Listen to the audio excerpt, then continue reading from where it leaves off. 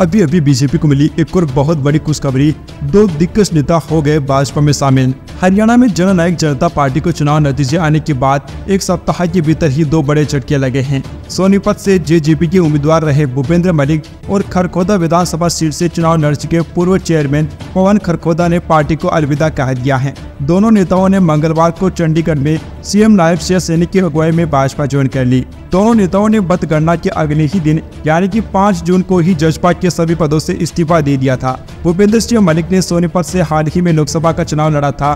भूपेंद्र मलिक को कुल 7,820 वोट मिले थे और वह चुनाव में 5वें नंबर पर रहे थे।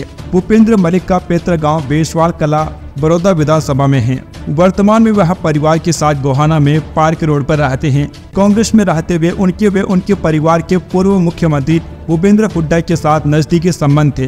हुड्डा ने उनको गोहाना मार्केट कमेटी का चेयरमैन बनाया था। भूपेंद्र मलिक ने वर्ष 2019 के विधानसभा चुनाव में बड़ौदा सीट से टिकट न मिलने पर कांग्रेस पार्टी छोड़ दी थी। इसके बाद वह जजपा का दामन थामकर विधानसभा का चुनाव लड़े। इस दौरान वह तीसरे स्थान पर रहे।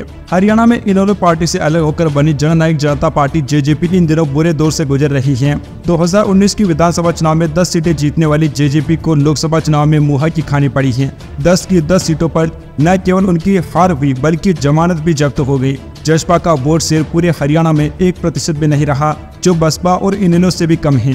पूरे हरियाणा में पार्टी का प्रदर्शन बेहद खराब रहा है। लोकसभा चुनाव से पहले जेजेपी में बगावत शुरू हुई थी। प्रदेश अध्यक्ष निशान सिंह ने पार्टी छोड़कर कांग्रेस ज्वाइन कर ली थी। इसके अलावा जजपा के राष्ट्रीय महासचिव और नारनौल नगर परिषद की चेयरमैन कमलेश सैनी ने भी इस्तीफा दिया था। इसके बाद जेजेपी की प्रदेश महासचिव रेखा साक्य, प्रदेश उपाध्यक्ष सुरेंद्र लेगा और प्रदेश महिला सचिव ममता कटारिया ने भी पार्टी को अलविदा कह दिया था। अब इन 2 नेताओं के बीजेपी में आ जाने से भाजपा में खुशी की लहर ही।